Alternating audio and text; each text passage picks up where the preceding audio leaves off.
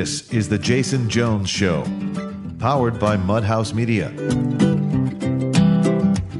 Now, here's Jason Jones. Aloha, everybody, and welcome to the Jason Jones Show. I am your host, Jason Jones, broadcasting from the beautiful hill country of Texas. So today is Remembrance Day. This is Remembrance Week. We had Holocaust Remembrance Day, and then we had the Days of Remembrance. And it's where we in the world pretend that the last genocide to have ever taken place in the history of the human race was the Holocaust, and that after 1945, it has just been one great, beautiful utopia. And then our beautiful people gather in halls around the country, and they write checks for organizations that build monuments, and they sip champagne, and they talk about how they just got their Moderna shot, or their, oh, I got Johnson & Johnson. Oh, and tell me about your son. Oh, he's at Yale. Oh, my son's at Harvard. And they do stuff like that, you know. And the beautiful people, they don't seem to know that, you know, like the companies they sit on the board of, Coca-Cola, Apple, Nike, Costco, and many others, are actually profiting off of the greatest genocide since the Holocaust the world has known. One of the great modern genocides in the history of the world, what's happening to the Uyghur in Chinese-occupied East Turkistan. Of course, the CCP is stepping on the face of my own church, the Catholic Church in China, and corrupting the church in the West with its secret deals. So what are we going to talk about on this Days of Remembrance? We're going to have Prime Minister Salih Hudayar on the show, who was elected by the Uyghurs in exile to represent them. Recently, a government official said to me, Jason, you know, East Turkestan is not a recognized country. Yeah, it is by me. It is by me. The Uyghur people are, I recognize East Turkestan, and I recognize Salih Hudayar. I don't look to the CCP to tell me, right? I've read too much Plato to fall for that trick, leftist politician, all right? So we have Prime Minister Salih Hudayar on the show. And the reason I am actually doing this is not for the Uyghur. I thought about this. Who did I want to have on for this week of remembrance? And we will do something on the Holocaust next week, maybe, or the week after, because I think we do need to remember. But I thought, who would the victims of all of the great genocides want me to be talking about today? They would want me to have Prime Minister Hudayar on, is what I think. I think that's what they would say. Talk about the great victims of today. And we're going to do some shows. We've got some big shows coming up on what's happening in Azerbaijan and other places. I try to mix up these tough topic shows. Because I notice sometimes, you know, people, they don't want every show in a row to be about these kind of tough topics. You need to listen to yesterday's show with Eric Metaxas, who is really one of the great human beings of our age, of our era. He's like us. I think Churchill said it. I'm like everyone. I'm just more so. And he said, we're all worms, but I'm a glowworm. Well, Eric Metaxas is like us, just more so. He is a glowworm. You need to listen to yesterday's show, and you need to listen to today's show. And you need to listen to the end. I have to admit, I've been a little down. I've been a little out of sorts. My good friend, Dr. Nimam, died, passed away last week. And we're going to do a show on her. But Dr. Nimam caught COVID while in Syria, caring for people with COVID, refugees, victims of war, and got COVID. And then, and from this, I don't have all the details, but it's COVID. Her death is COVID related. And it's really knocked me for a loop. I haven't wanted to do a show all week, but I have plowed through, and I try to talk with a smile. You got to listen to the show all the way through because it really picks up at the end. And then I just do the longest absurd commercial at the end of the show for MyPillow. So I'm just going to say up front, you need to go to mypillow.com, get your slippers. They're amazing. There's a deep discount. And then I do like a 20-minute commercial at the very, very, very, very end of the show. That's probably the best commercial the world has ever heard. Go to mypillow.com. Use the code Jones for your deep discount. And this episode is also being brought to you by the Vulnerable People Project, standing in solidarity with the vulnerable. from the child in the womb to the children, to the families of Chinese-occupied East Turkestan. I got the idea for this organization, HERO Inc., the Human Rights Education and Relief Organization, R2 programs, the Vulnerable People Project and Movie to Movement. I got the idea for this organization while an undergrad studying what the Turks and the Iraqis were doing to the Kurds. And I saw how quiet the world was in the face of this brutality. That was really one of the inciting incidents for me to start this organization. And I actually wrote a paper, I believe in 1996, and it went like this. Never again, we say, as we toast in opulent ballrooms, drinking wine, sipping wine, and eating cheese. We say never again as bombs fall from planes built in America but flown by Turks and slam into deep mountain crevices where Kurdish children hide and then are ripped apart by shards of metal. It's one of the first articles I wrote on war as a freshman or sophomore, as an undergrad. Dr. Namam Ghaffari, who is my friend, was born in one of those caves while her family was hiding from Saddam's artillery. And so today it's in her memory, Dr. Namam Ghaffari, all the victims of genocide and democide, all the people who have been at the wrong side of violence and radical enthusiasms that we do today's show.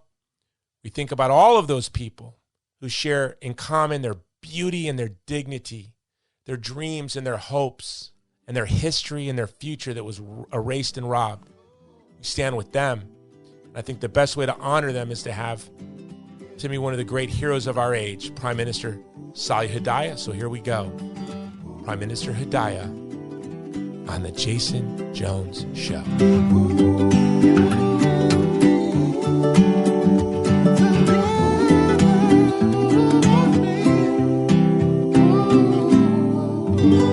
Aloha, Prime Minister Hudayar. Welcome to the Jason Jones Show.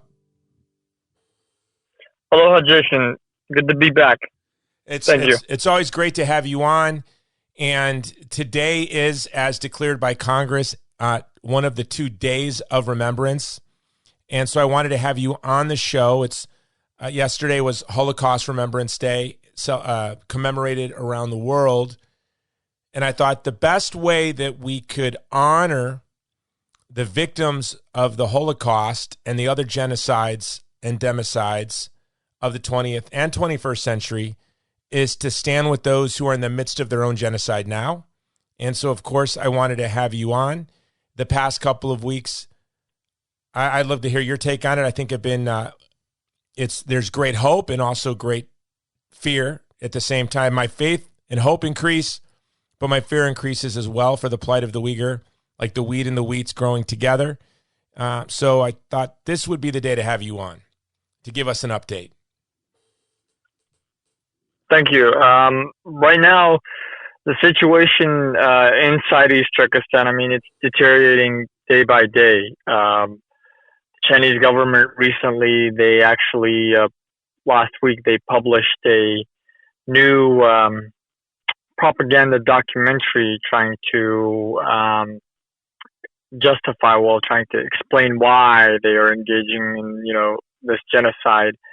And, they were talking about how people, simply as having written history about East Turkestan, were, officials who worked for the Chinese government who had written, textbooks about East Turkestan or just historical people in East Turkestan's history. They were arrested and sentenced, for being two-faced. One of those individuals that was sentenced to death was a man named Sattar Sawat, who was the former director of the education department. And the excuse for him was... And to be clear, when you say the education department, the education department under the authority and administration of the CCP. Yes. Okay. And so he worked for them. Yes. And yet now is arrested and sentenced to death. Yes. He worked for them, and it's the books, the textbooks that they had. It talked about one of them, mentioned just briefly, the fact that Uyghurs in the past had been, had rebelled against the Qing dynasty. So that in itself, the Chinese government saw that as a threat, and they banned the books and stated that he was supporting separatism. Fake news. I guess that's the CCP's way of calling out history they find inconvenient or not useful to their ethnic cleansing. It's punishable by death. Exactly. And another one, he was a police chief, and he was a senior, like you could say, like a senior public security official.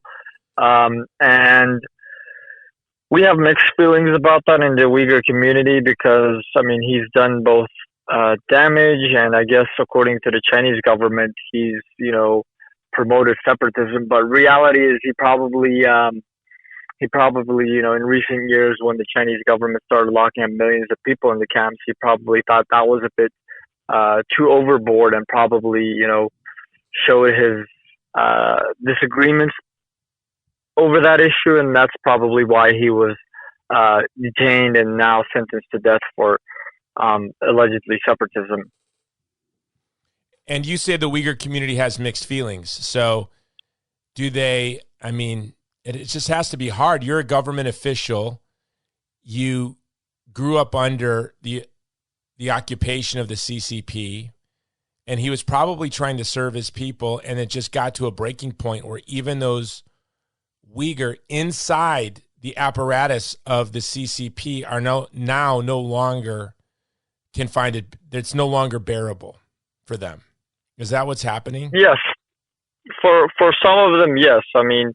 That's probably what happened. And there's other cases of this, junior officials who have tried to quit, or junior level officials who have, spoken to journalists and tried to get the word out of what the Chinese government was doing. And they have been, sentenced to prison just for speaking out.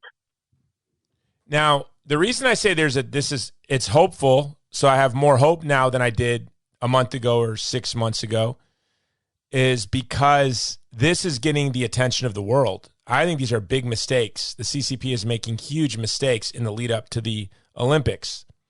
And now we had Pompeo today refer to it publicly as the Genocide Olympics. The Olympics are being branded as the Genocide Olympics.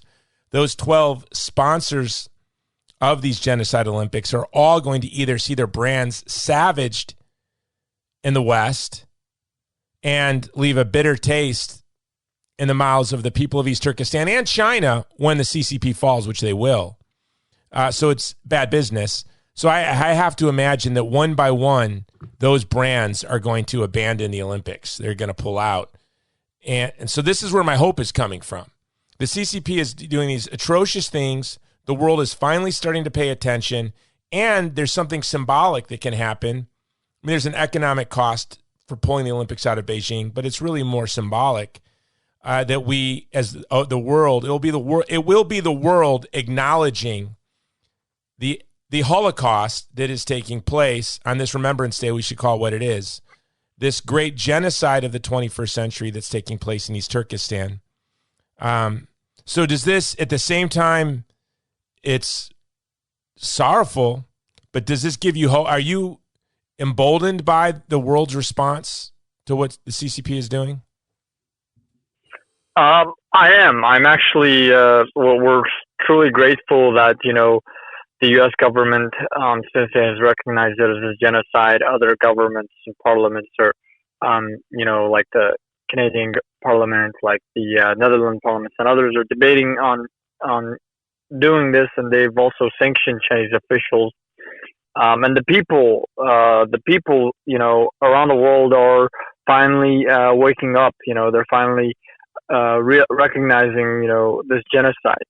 And companies last week and the weeks before, they stated that they would no longer, use cotton that was from East Turkestan because it's most likely produced or picked by Uyghurs who are forced to do that, and so essentially slave labor.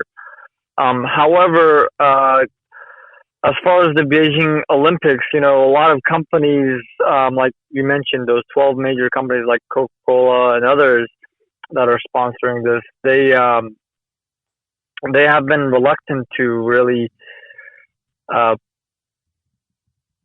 face, they have been reluctant to really condemn these atrocities or at least pull their companies out, because Coca-Cola has a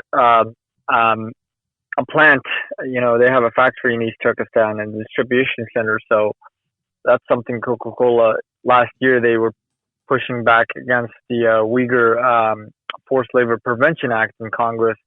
So on that essence, I'm not really too optimistic that these companies will pull out unless, governments start pulling out of, by boycotting the Olympics, and that when we get the public masses aware and they start boycotting it, that's I think when companies will be able to be, shamed into. So who are the companies? We have Coca-Cola. The CCP, when Nike signaled that they would stop using partners that use forced labor, China responded by saying they're going to boycott Nike in China, which led to a 5% collapse in their stock.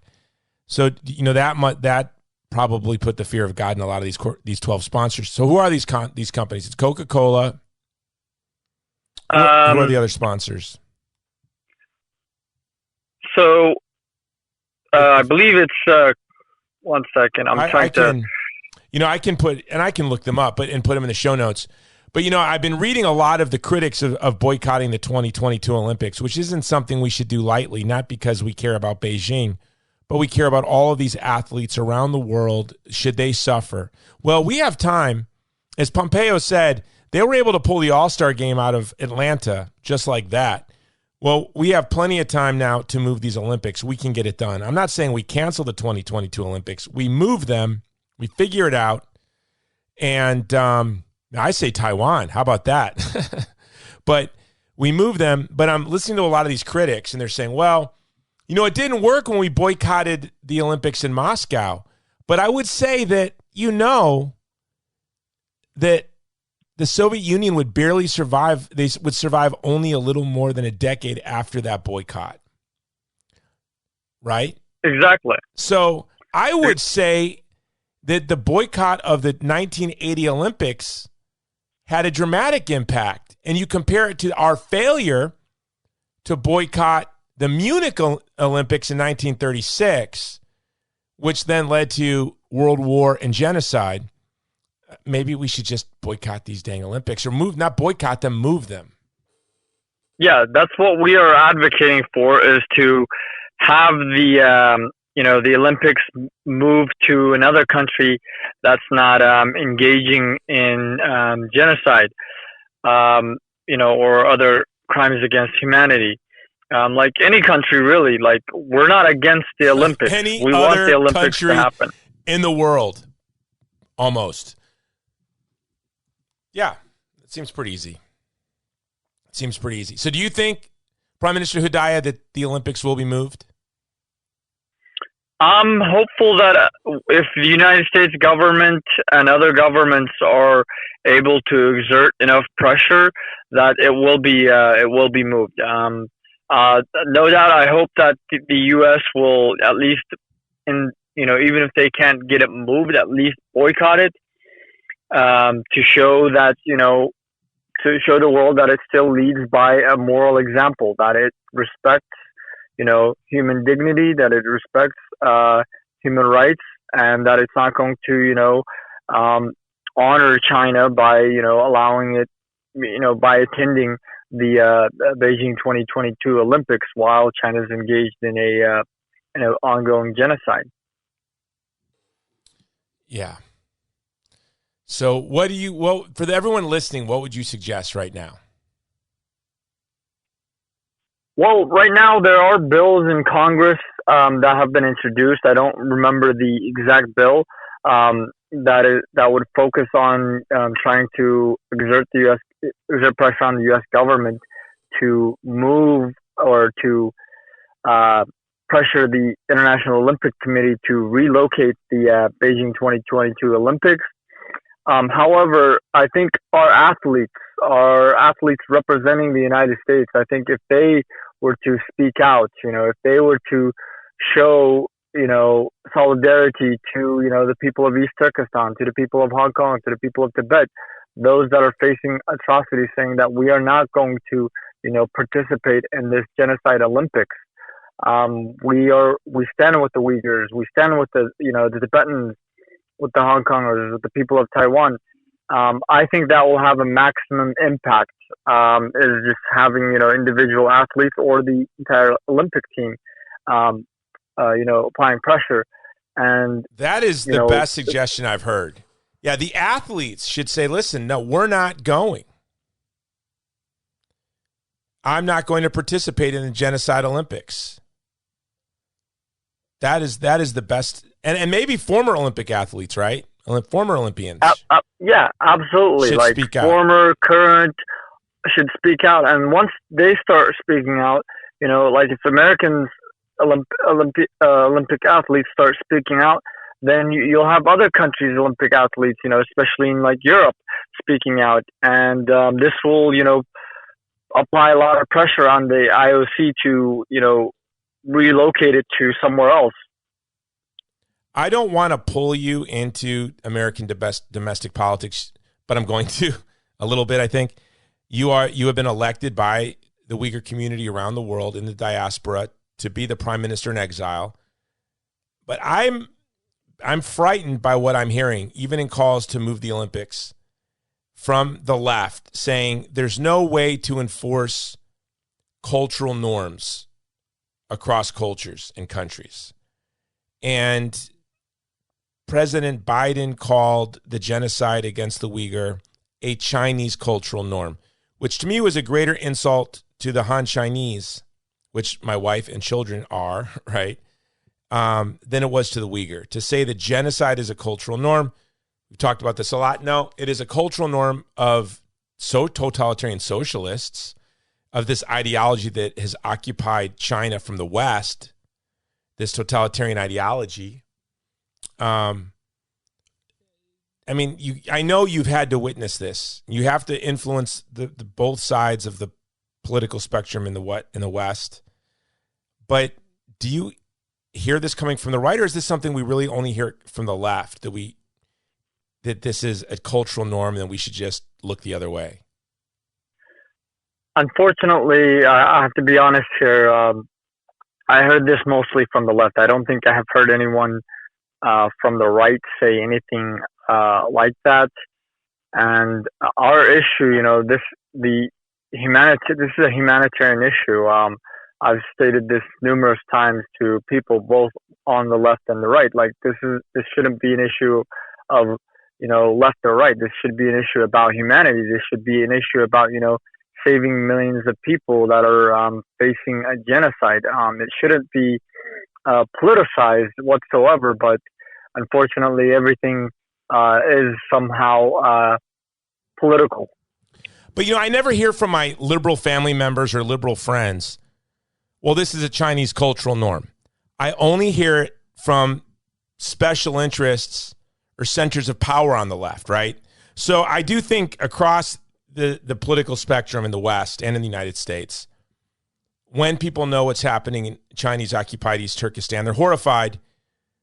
But it's those special interests on the left, those centers of power on the left, that are saying, well, this is a cultural norm. Let's look the other way. Where is that coming from? It's not the sentiment of those who are on the left, the voters they're trying to win sympathy from. So where is this coming from? Well, we think, this is not just in the U.S. You see this all across the world, and mostly it's because of close economic relationships with China. And unfortunately, everything at the end of the day involves economics, and, politics involves economics. That's why the genocide, it's been ongoing for years now, and there's still no, concrete action that has been taken to bring an end to it, or to at least alleviate it. There's been sanctions, which is great. Companies have been, saying that they won't buy, cotton from, made from the forced labor of Uyghurs, but you still have Uyghurs being killed every day, for their organs. You still have, people being tortured in the concentration camps. You have people dying, and governments, especially in the Muslim world, they're all silent. And even here in America, the left is oddly silent, perhaps because they have economic interests or economic connections to China, and that's probably what's causing it. Because we know that from the case of the Middle East, from the Muslim countries, that's the real reason why they're standing, why they're silent to this genocide. Yeah, Saudi Arabia silent, Turkey silent. What are the countries that have refused to be silenced? So the countries that have refused to be silent are, well, namely the United States, Canada, the UK, Japan is slowly speaking out. Australia's, slowly speaking out. But and European countries are largely, against it, but they're still not too, they're still looking up to America, to take the lead. And so even the European countries like Germany, we have the largest population, diaspora community in all of Europe is in Germany. But the German government, they're completely silent. That's shocking. That's really sorrowful. You would think the three countries that I think would be the loudest would be Israel, Germany, and Poland. How have Israel and Poland been? Israel and Poland, they've been completely silent. We haven't heard anything from them, nothing from their parliaments. But the Jewish people across the world, Jewish organizations and communities across the world as a whole have been very active and outspoken on the issue. That's interesting. It's just like, as a Catholic, my church has been embarrassingly silent. There once in written word in a book, submerged in 1,000 other issues, Pope Francis wrote the word Uyghur. I don't recall him writing the word or saying the word any other time. Have I missed something? No, I haven't recalled anything other than that one instance in his new book. And what about the USCCB, the Council of Catholic Bishops here in the United States? Have they made any statements? Not to our knowledge. We would definitely know if they did. Have there been any Catholic religious leaders, priests or bishops on their own that their voice has reached your ears? I think so. In Europe, yeah. In Europe, a lot of priests have spoken out against, the genocide. A lot of religious leaders across the world have spoken out against the genocide, but not like prominent ones, unfortunately. And in the United States? In the United States, again, it's even in the United States, it's like you have, pastors speaking out, but nothing, nothing, no one that you would say, oh, this person is prominent. Like if I were to say their name, you'd remember them. No, I know that. You'd know them. I know some friends of mine, like Father Heilman and others, who have a big social media following, have been speaking out on the Uyghur, but I have not heard anything from a single bishop. The celebrity bishop, Bishop Aaron, who talks about everything, has been completely silent. And I fear it's because it's for the same reason Saudi Arabia is silent, for the same reason Turkey is silent. I think the Catholic Church is silent because of its secret deal with the CCP, which is really, to me, unbelievable. Yes, unfortunately, that's the sad reality of most countries' organizations. I mean, you even have, Islamic, organizations across the world that are silent. They know that the Chinese are, tearing down mosques. They're, raping Uyghur women. That they're burning, Qurans in the streets. But just because of the economic incentives or the little bit of wealth that China throws at them, they have been completely silent. They have sold out, not only their religion, but their humanity in essence. Now, there's the carrot and the stick that China is using with the Christian churches that I run into all the time. So do Muslims find that as well, where they'll let you build 5 churches and they'll do all this publicity about this? Meanwhile, they're tearing down 100 churches and arresting everyone that goes to those churches. Are they doing the same thing with Islam, or is the crackdown more brutal? Oh no, they used to do this back earlier. Like, so even in East Turkestan right now, like, they have destroyed over 15,000 mosques, but they still have some that are open, and so that are not open, but some that are still intact. And so whenever there are outbursts of people across the world saying China's destroying mosques, they're doing this against the Muslims, they just point, they just gather our people and have them sing and dance in front of the mosque, and so say that, oh, we're living a happy life. And then the Chinese government's like, see, there are mosques, we haven't destroyed them all. But in reality, those mosques have been shut down since 2017. Nobody can enter, nobody can even saying assalamu alaikum, which means peace be upon you, is a reason for you to be sent to a camp. And this is what we saw happen in countries like, say, for example, in Bulgaria. This is where Turkey should be on this, because the Turks, for example, in Bulgaria in the 70s and 80s that dared speak Turkish in public could be shot in the street for speaking Turkish in public in Bulgaria.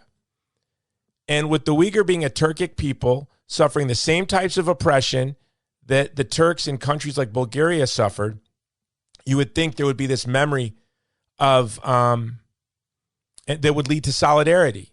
But this is the problem, Prime Minister Hudayar. We're always fighting yesterday's battles. So in the United States in the 1930s and 40s,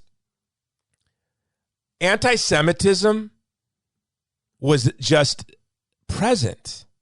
There was no internet, there was no cable news. You lived in a neighborhood where everyone was a Christian, everyone had your same ethnicity, or maybe there were 2 or 3 ethnicities, and you avoided them. If you were Polish, you avoided the Irish. If you're Irish, you avoided the Germans. And black people lived, if they were anywhere near you, on the other side of town. And Jews were an other that were strange, at the very least, to you. You didn't know anyone who was Jewish.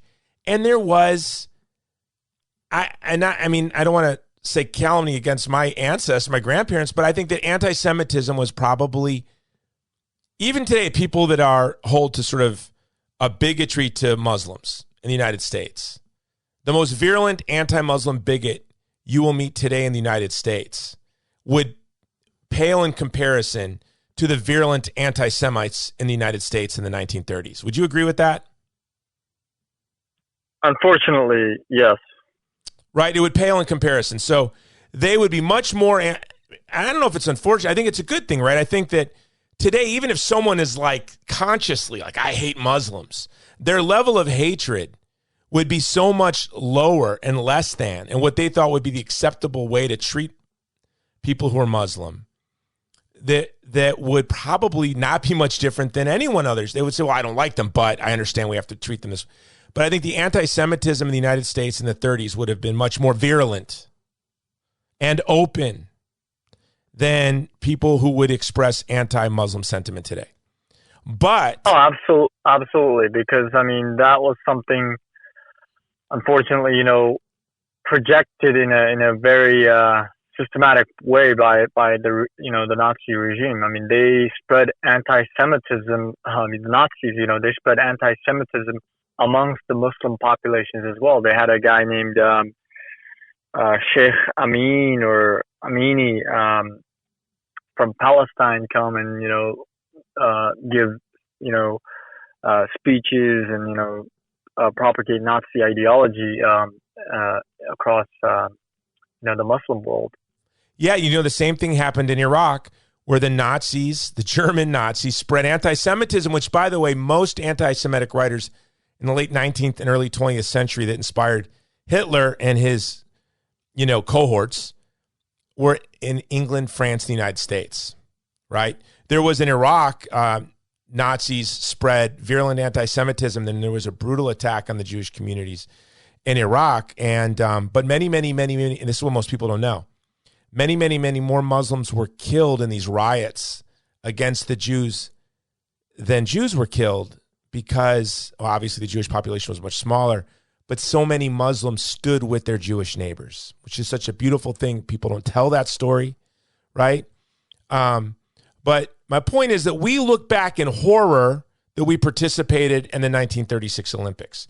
We look back in horror that IBM worked with the Nazi government and all these other banks worked with it. We look back in horror, but anti-Semitism was accepted. The Ku Klux Klan was one of the most powerful organizations in America in the 20s and 30s. So how can we look back in horror at our turning a blind eye against, prior to the Holocaust, right?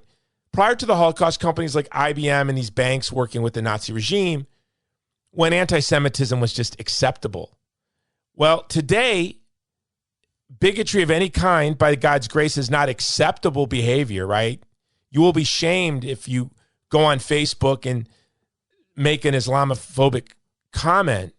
But yet, we turn a blind eye in a way I don't think our ancestors, my great-grandparents and grandparents would, if they would have known, regardless of what prejudices they held in their heart, what was happening in Nazi-occupied Europe to the Jews, when it was happening, it would have horrified them and compelled them to action. If in 1936 they really understood how the Jewish community was being treated, I think most Americans, even if they were more or less anti-Semitic, would have been demanding we leave the Munich Olympics. Do you follow me here? Is my point muddled? And so yeah. I'm sorry. Please continue. Yes, no, I support what you're saying. Yeah, so we judge them. They're book after book. The Vatican didn't do enough. The Vatican did so much, actually, to stand up to the Holocaust. Catholic priests, I'm looking at one, an icon, St. Maximilian Kolbe. People like this beautiful movie, A Hidden Life, on Franz Jägerstätter, an Austrian farmer. So many beautiful people stood up.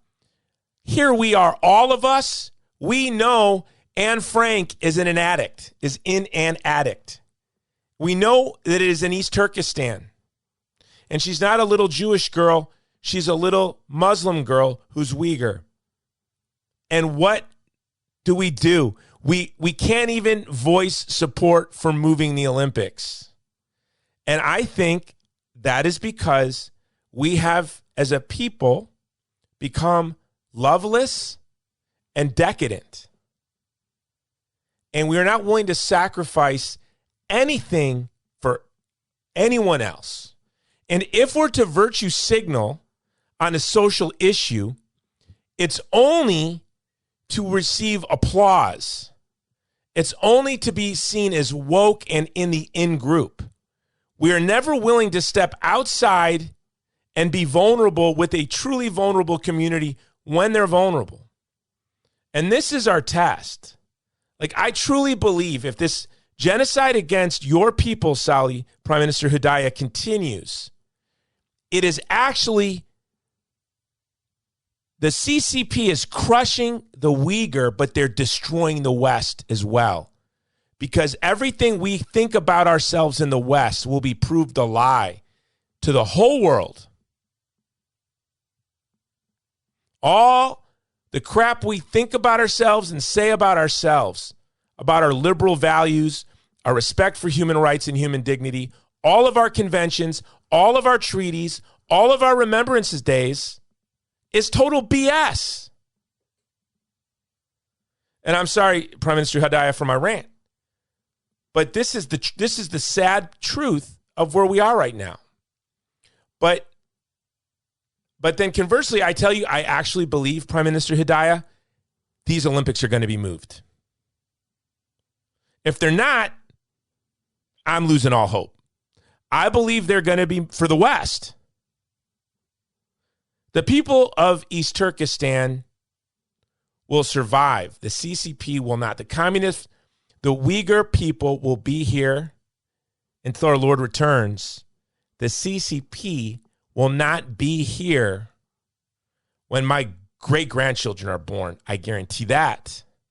Because ideologies of evil collapse on their own because they're deprivations. But the West will collapse as well. This liberal, pluralistic West, which I believe in. Liberal in the grand sense, not in the sense of the word as left, but liberal where, Salih, you and I can live here and disagree on very important issues. Nothing's more important than issues of faith. And there's room for us in the same political community to have these disagreements and love each other and be friends and sit in the yard and barbecue and watch our children play together in peace. And we don't exploit and use each other. This is what we think of ourselves in the West. If this is allowed to continue in East Turkestan, the CCP will crumble, the Uyghur will suffer, and the West will crumble. This is what I believe. Unfortunately, yes. And that's why we need to, all the points that you made are exactly true. I mean, like, in reality, we have to acknowledge that, by saying never again and not doing anything, we're not going to, make any changes. The world needs to, take action. And that extends to every one of us, whether it's, people like you and me, average people like you and me, or people, at the helm of power of our country or of powerful corporations. They need to put their, conscience and listen to their conscience and, make the right decision to, abide by, moral humanitarian values and not engage in, business with Chinese companies or the Chinese government that's, doing these atrocities. At the end of the day, we're all people, and if we let this continue, if we turn a blind eye to what's happening in East Turkestan today, tomorrow, if the Chinese Communist Party continues to grow powerful, tomorrow it could happen to our children here in the United States or any other part of the world. Well, no, and not only can it happen, but it will happen, right? Because these things come home. When we invaded Iraq, I opposed the invasion, saying this war will go on forever. We will lead to genocides in the Levant and in Iraq and Syria, and it will be devastating, and my son will fight in that war. And that was in 2001, and my son was a boy. My son fought ISIS in Iraq and Syria, right? These things come home. And that's why it's not a great humanitarian act. Like, you're not being noble when you stand with people suffering genocide. You're standing with your own posterity. It's just, like you said, normal. You said you're not a great person. You're a great person, Prime Minister Hudayar. Of all the Uyghur in the world, your people voted for you to represent them before the world community. But you don't see yourself different from anyone else in your community or from me. And that's what makes you great. All these petty bureaucrats and all these different transnational organizations that sandbag all of our attempts to put pressure on China think they're special. They're bizarre. They're weird. They're loveless. But they're not great. They're less than normal. They're abnormal. You have normal desires in life, right? All these Absolutely. great ideologies of evil are driven by abnormal people with disordered desires. And you just want your people to live in peace. That's it. To worship God, to make plans for their families, and not to wake up in fear and terror. You know, can we go through the litany of crimes again? I know it's hard for you to say, and we've become skeptical for good reason as a people. As Americans, we have been gaslit into military interventions with fake atrocities time and time again. So when people hear, oh, they're harvesting organs from Uyghur, they're like, oh, here we go again. Just like the Kuwaiti girl who was crying that she saw the Iraqi soldiers bayoneting children in incubators. Turned out it was a girl that went to Georgetown visitation, hadn't been to Kuwait in years, and she was the ambassador's daughter. And it was her testimony that really inflamed Americans to go to war in Iraq the first time. You were young when that happened or were not born yet. So we're skeptical when we hear stories like this. They're harvesting organs. There's systematic rape. I've investigated this. Can you explain to people that this has been documented, that this is real? These aren't fake atrocities. Yes, I mean, this has been documented for years.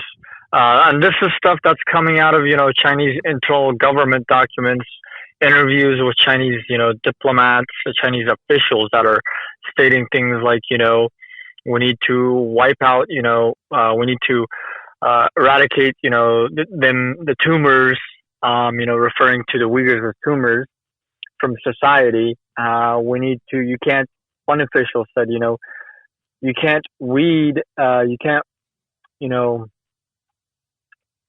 kill all the weeds just by spraying, by picking them one by one. You have to spray them all, and kill them essentially. The Chinese government, Xi Jinping, for example, in 2014, in an internal document, he stated, we need to use the organs of, dictatorship. Literally, that's what he said. We need to use the organs of dictatorship to assure that these people are destroyed and that they are loyal, the ones that remain are loyal to the Chinese Communist Party.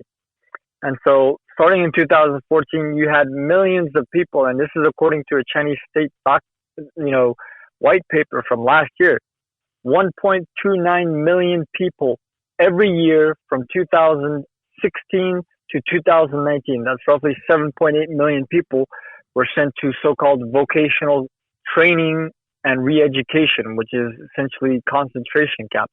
There are satellite, imagery analysis, satellite, images. You can go to Google Earth yourself and look at, the satellite imagery of these concentration camps. You'll see barbed wire fences, high towers, all these stuff, and people locked up in dormitories. You can even literally see hundreds of people in the courtyards of these facilities, being taken in. You can see, videos of Uyghurs, with their heads shaved, blindfolded, being sent onto, cattle train, cattle cars, in trains and being shipped to God knows where. You can see children, being forced to pick cotton. You can see Uyghurs being forced to make Skechers shoes. There are, special lanes at airports in East Turkestan that say for organ transplants only in Uyghur and in Chinese. And, in 2016, 2014, 2016, there were less than 10,000, organ transplants every year in China. All of a sudden by 2019, it, elevated to over 70,000 per year. And you have, wealthy people from the Middle East coming, to China where they are, getting halal organs. Where are they getting these halal organs from? Where is it coming from? Can you explain to people what you mean by halal organs? It's heartbreaking. So in the Muslim, religion, in Islam, halal means that you haven't engaged, you haven't consumed non-kosher products like, pork, you don't drink, you've had a good uh, diet that's not that's not using, for example, you don't consume alcohol, you don't eat pork, you don't smoke cigarettes or do drugs, so therefore you're It's like doing the halal way. it's like a kosher. It's like a Jew's going to get kosher organs. It would be like Jews Exactly. going to Auschwitz to get kidneys that were kosher, i.e., kidneys of fellow Jews. Exactly. And this is where we are. This is the stand, Salih. Unfortunately, the Uyghur people, the battle to save the Uyghurs is the battle to save the world, is what I believe. Because it's all pulled together. Transhumanism. I was just with Steve Bannon.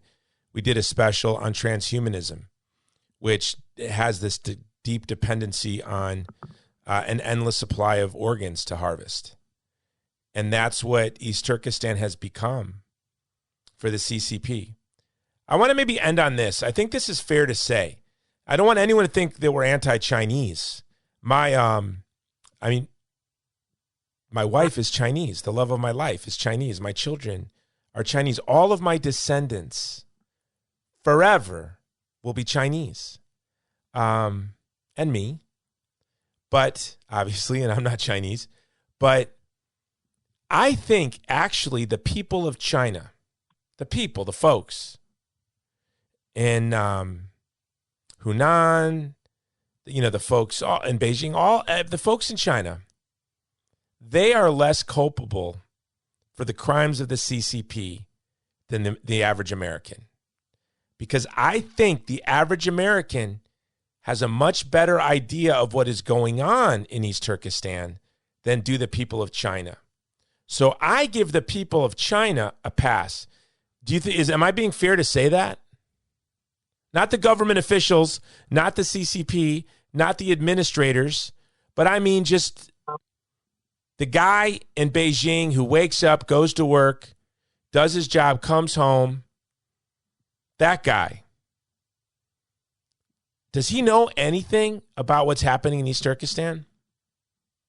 Majority of the Chinese people are clueless, other than the ones that are actually in East Turkestan, but the ones inside China itself, they are clueless. They don't even, they barely know where East Turkestan is. They call it a Xinjiang, but they don't know what their, government is doing.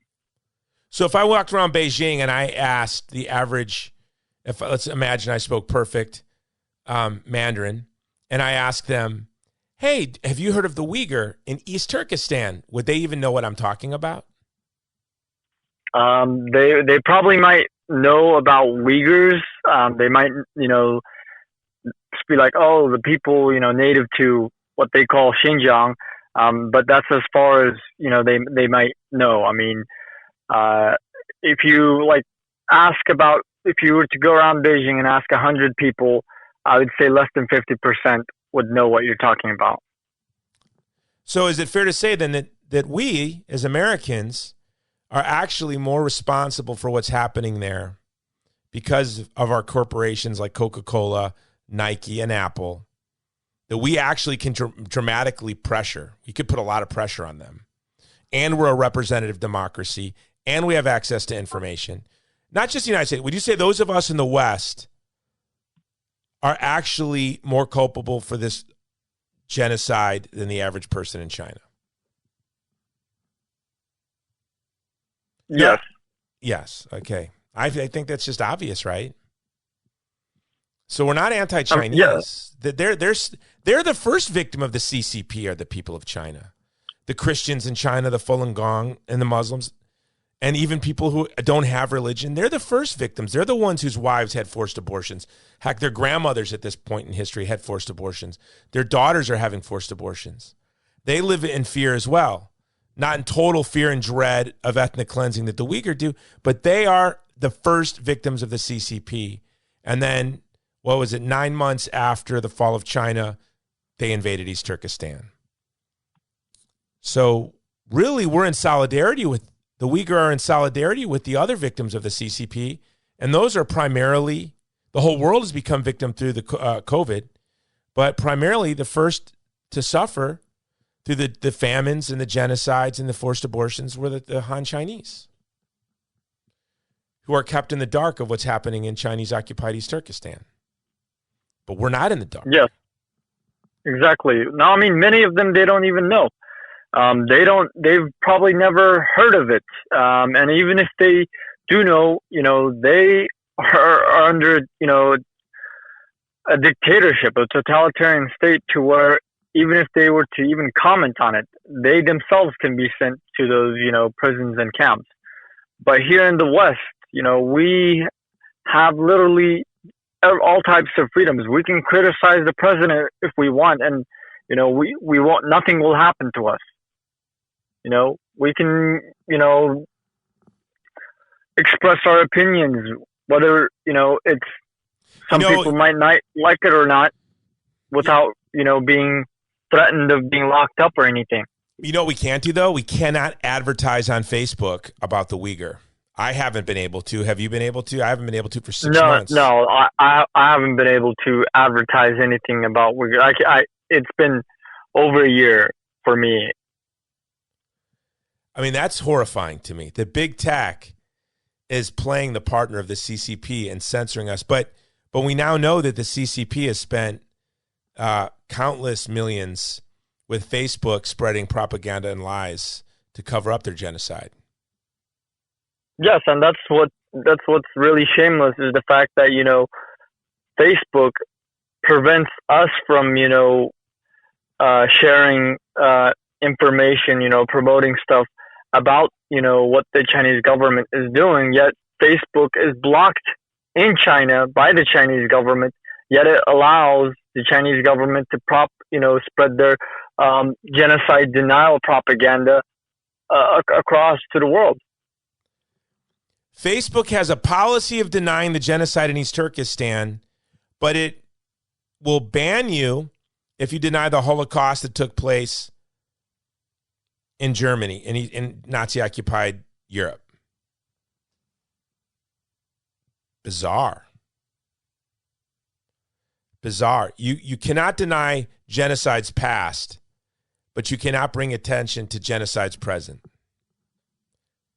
And that's why I wanted to talk to you today, Prime Minister. Is there any, because I think the best way to remember and honor the victims of past genocides is to stand with people suffering like that today. Not to virtue signal about what you would have done against I would have boycotted the 1936 Olympics. Okay, good for you, hero. What about the 2022 Olympics in Beijing? Well, I don't want to impose cross-cultural norms on the Chinese. And that's what we're facing. I know you have a busy schedule today with interviews, and I took you longer than I said I would. Is there anything you want to share with us before you go? No, I think we covered a lot today, and I thank you for this. I just hope that the United States, makes the United States government, the Biden administration, makes the right decision, because the international community literally is looking to the United States for leadership to guide it, and so the U.S. needs to lead by example by boycotting this. We also encourage, we want the United States government to accept Uyghur refugees. There are thousands of Uyghur refugees. Just earlier today, I got a call from some, Uyghur who was detained in Bosnia, and he's stuck at the airport. And just because his passport, it has it's a Chinese issued passport, they are, denying him entry, and they might be deporting him back to, China, where he will most likely be sent to a camp or a prison. Have you been able to reach any friends in the Senate or in the House? I've been trying to reach out to the state. I've been trying to reach out to the Bosnian embassy here as well. And I've contacted a few people, left some messages, but have not gotten any response back yet. Just using social media as best as I can to spread the word, trying to, get some journalists to cover this issue as well. Well, hey, look, let's talk after this. And I have some friends at the State Department that I'm supposed to be calling today anyways. And I want to get this. This needs to be front shelved. These are little things that by God's grace we can actually do. Little successes that we can have.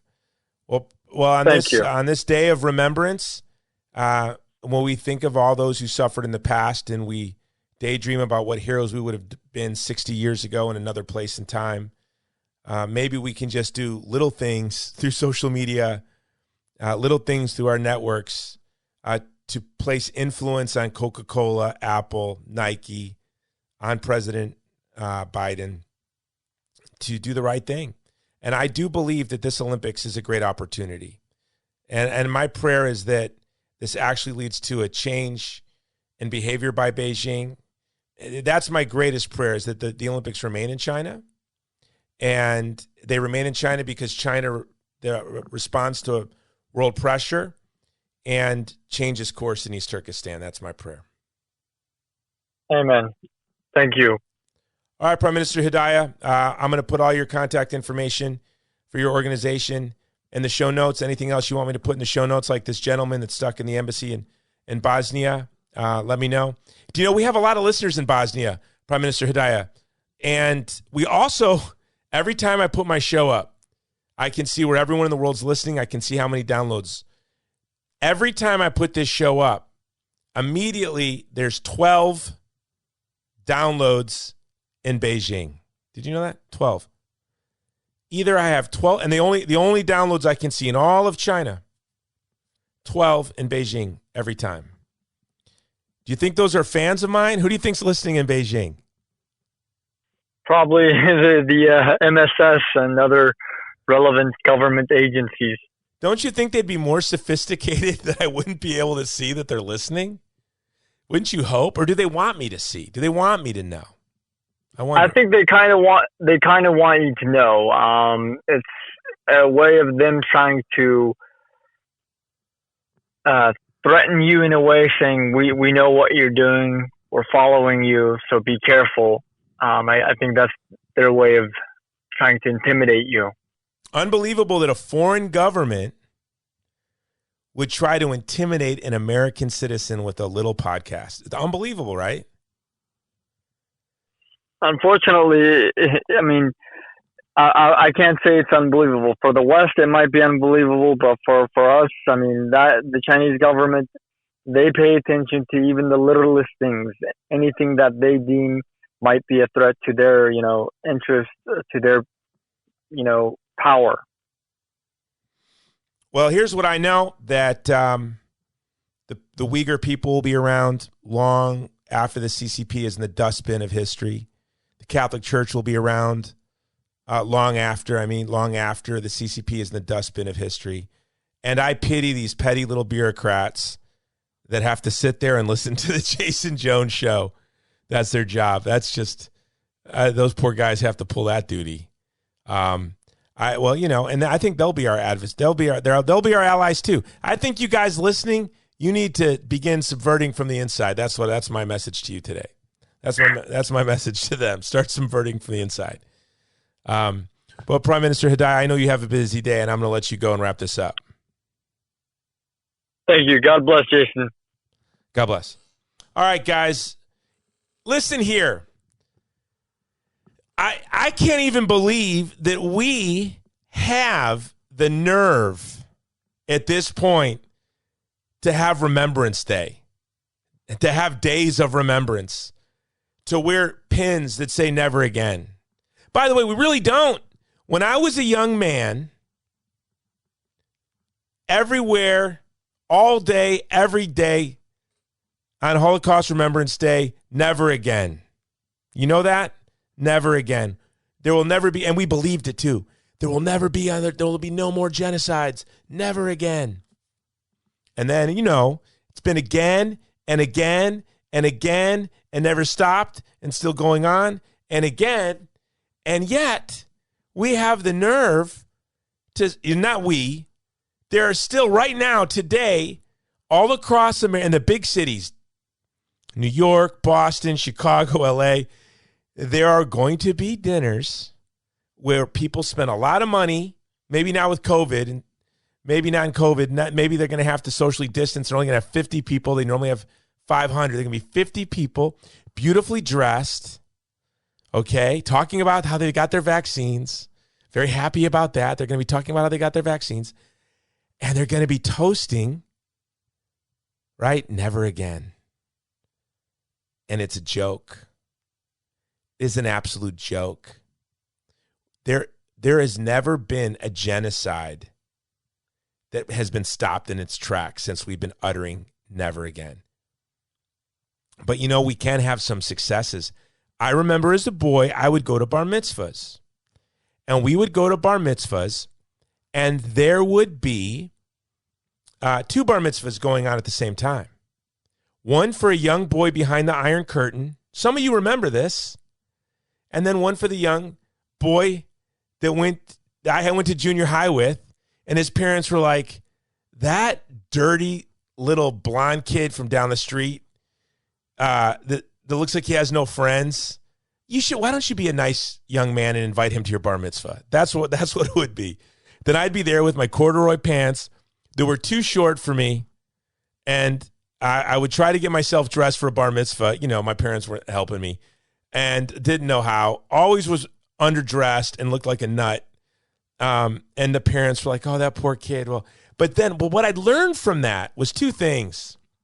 You could get drunk if you drank. You'd have to drink like 6, 7, 8 glasses of that grape juice wine, whatever that was. You'd have to drink like 6. You could get drunk. I learned this in the 7th grade. And I learned about the religious oppression that Jews and Christians and others were. I never went to church a day in my life. It was at bar mitzvahs I had learned what was happening. And I would hear Rabbi get up there and talk about how the Jews, we survived these dictators and these thugs and these tyrants and these pharaohs, and we will survive the Soviet Union. I would hear that. And guess what? When I was a young soldier, I watched the Soviet Union disintegrate before our very eyes. So I know, to those bureaucrats in Beijing that have to listen to the Jason Jones show, that your employer, you've got less, you're going the way of Blockbuster. When there was a time, CCP, where Blockbuster looked like it was going to last forever, no one imagined that the video store Blockbuster would disappear, and it was gone. Just like Hitler's 1,000-Year Reich, I'm not comparing Blockbuster to the 1,000-Year Reich, okay, to Hitler or to Stalin. I'm just saying, to those bureaucrats listening to the show, your employer's going to go away. You're going to need another job, and you're going to scrub your resume. This will not be on your resume, right? The lives of others narrative, eavesdropping and, listening to Western media and taking notes, that's not going to go well on your resume. So I know that the CCP is going to disintegrate. I know the Uyghur people will continue. But really, what's at stake? First and foremost, the lives of the people, the individual lives of the families and friends, the wives separated from their husbands, off at forced labor camps, who disappear to have their organs harvested, never to be heard from again. The child that looks out the window, they saw their father be dragged, when their father was being dragged away for the last time, looks out that window all day, every day, and every knock at the door, they think maybe daddy's coming home. First and foremost, it's about their lives, those people.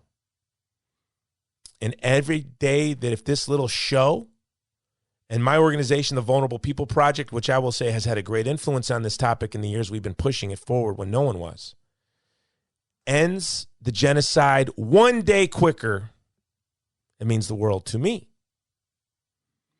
So first and foremost, it's about those lives. But it's about us as Americans, and it's about us in the West. Do we believe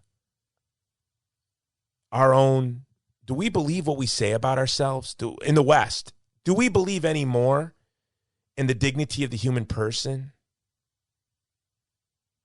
Do we believe in respecting others regardless of their ethnicity or their religion? That regardless of their ethnicity or their religion, do we really, really, really believe that they have an inviolable dignity? Do we believe that you can't put $1 on a human being? That every child is infinitely valuable, that all the money in the world on the scale doesn't equal one child in the womb with Down syndrome? Or are we the bean counters like the Nazis? How much does it cost to care for a child with the Down syndrome? How many pleasurable moments and joy can they have in their life? How much sadness will they have in their life? And how much will they cost us? To how much will they make us? Is that who we are? Are we literally no different than the ideology that is occupying China? China's occupied, right, by an ideology, as is East Turkestan. And I don't know if neoliberalism is any different than that ideology that occupies China. You know, the ideology that animates you, Nike, you, Coca-Cola, you, Apple, you, Joe Biden, you leftist elites who say things out loud with no shame like, well, what's happening in Xinjiang is a Chinese cultural norm. And then there's those of you who are like, yeah, I mean, it's wrong, but there are other, I'm just not going to think about it. Let's just not think about it. Let's make excuses for Biden. Black Lives Matter. Isn't it shameful that NBA players can take a knee to the national anthem while wearing Nike shoes? Does that not embarrass anybody? Do you have no shame that the Major League Baseball can cut a deal with China? I hate even saying China, with the CCP, who occupies China. The Major League Baseball, Coca-Cola, can cut deals with the CCP while virtue signaling about a bill, whether you believe in it or not. I support the Georgia bill. I think if you want to vote, have an ID. You need an ID to pick up a ticket at the will call if you go to the Braves to pick up your tickets. Guess what? I think you should have to have an ID to pick up your tickets. You know why? Because I like to go to ball games, and if you didn't need to have an ID to pick up a ticket, probably somebody would come get my ticket. Okay, so yes, I think you should have an ID to pick up your baseball tickets at will call. Okay, but you should also have an ID if you want to go vote. And if you think that's racist, because that's what they say, that it disenfranchises black voters, because that's what I say, then you, my friend, are a racist and have a really low opinion of black people. And if you don't get that, go out into the woods, sit down for an hour, think about it. I think you're the racist. But I'll allow you to disagree with me on that and say, I think the bill's a racist, Jason. Okay, the law's racist. But yet then, you are silent when they're cutting deals with China. You people have no shame. And it's because you're decadent and selfish. And, public outrage is just an utterance of piety. That's all it is. When you say things about justice, we all need to read Plato's Republic because we're living it. What is justice? Justice is the position of the stronger, right? So when you make, I think that was Glaucon, right? What is justice? Is it a transcendent truth that we can judge our actions by? Or is it a tactic to gain power and wealth? Is it kabuki theater? Is it showmanship? Is it shadows on a cave? Because that's what I think most of you people, not my audience, You're like, why are you yelling at us? Not you. Most people, when they talk about justice, what they mean is tactics for power and wealth, strategy, gaining leverage, positioning, right? Grievance marketing. Rene Girard would say victimism, feigning concern for the vulnerable for wealth, power, prestige. See, standing with the truly vulnerable comes with a social cost, comes with a real cost.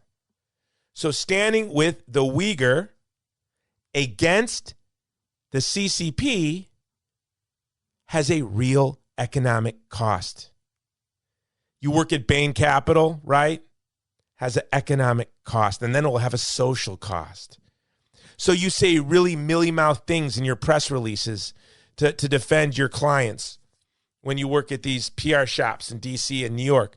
You say things like, well, we don't think that the Olympics is a place to try to force our cultural norms on other people. You write that, you're a despicable pig. If you read it and you accept it, you are naive at least. So I'm sorry for this long rant, but this is at the heart of what makes me so angry. Days like today, days of remembrance, when we warm ourselves, really we exploit the victims of the past for a dopamine drop today. Oh, yeah, I would have done this, I would have done that. No, you would not have. Of course you wouldn't have.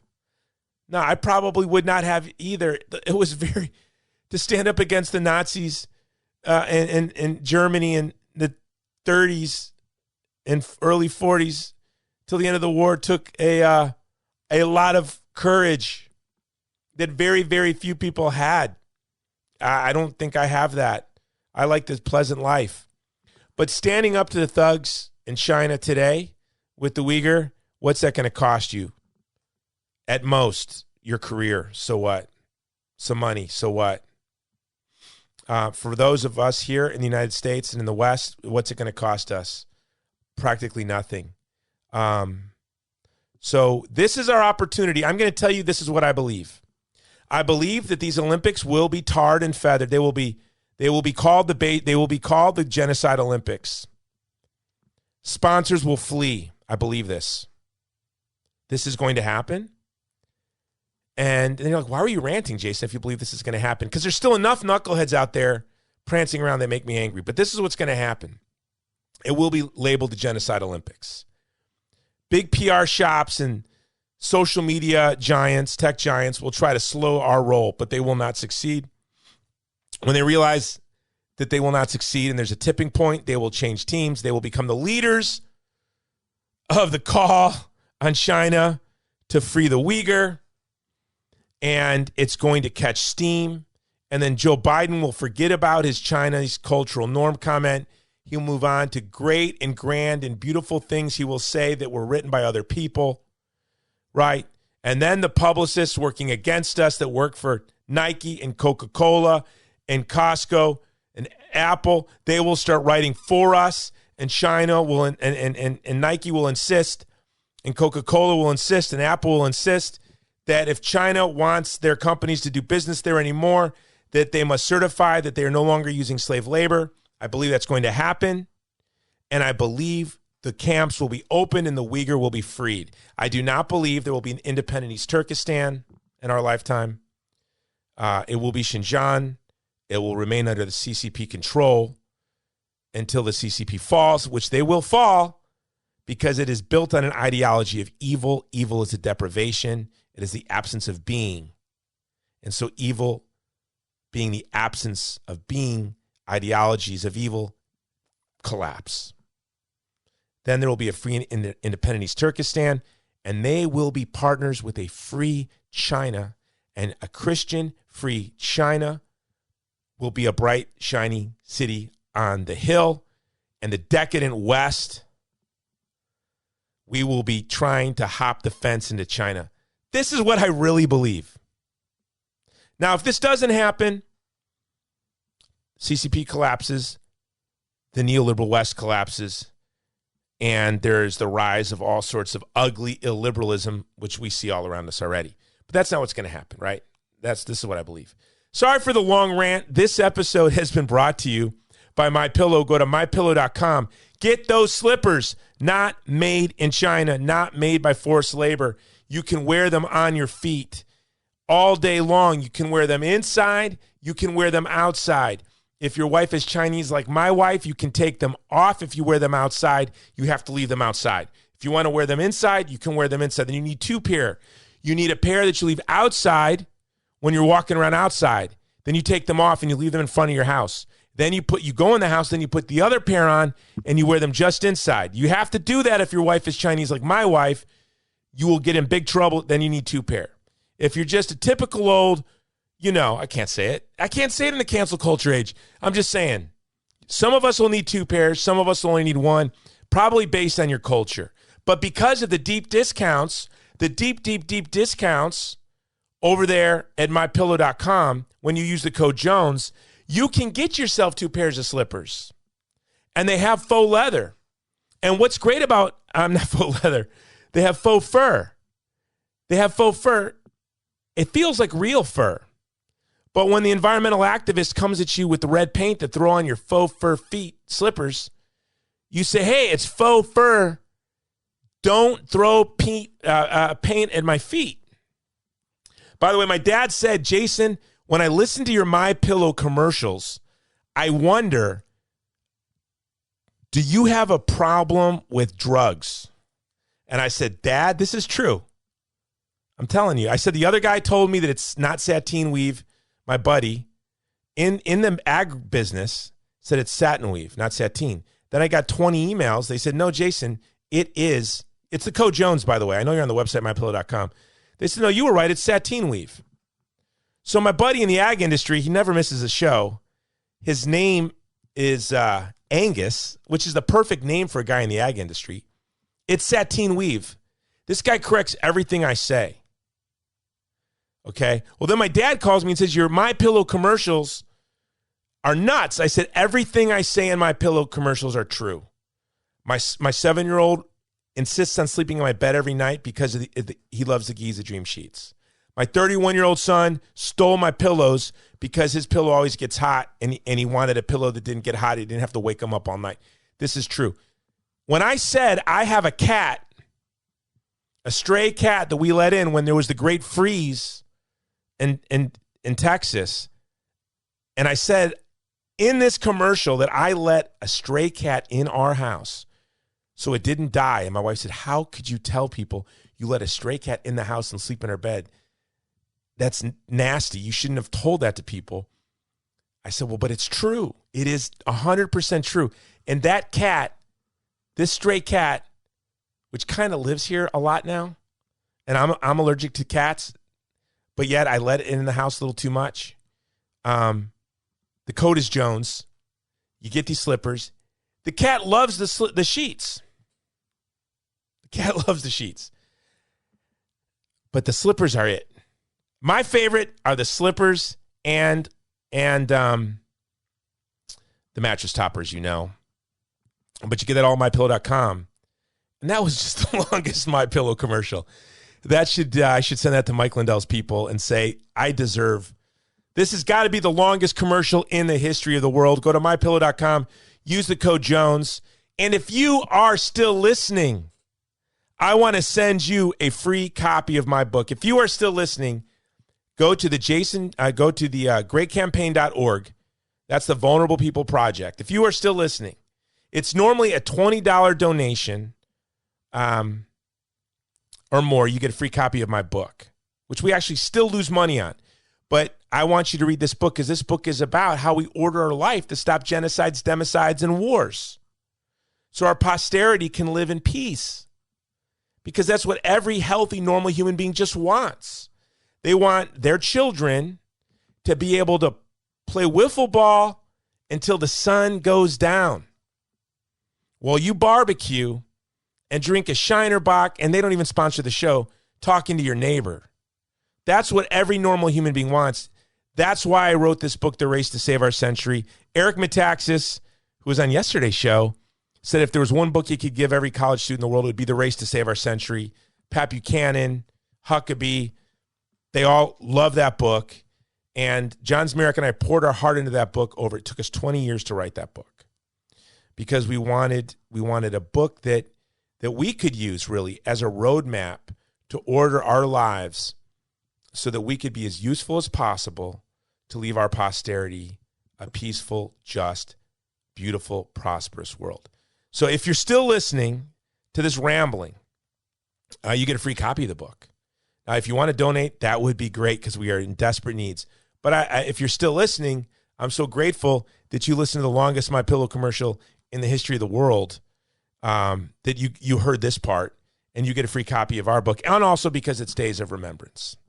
It is a day of remembrance, and so I'd like to give you a free copy of that book. So just click there, send us a note, say free book.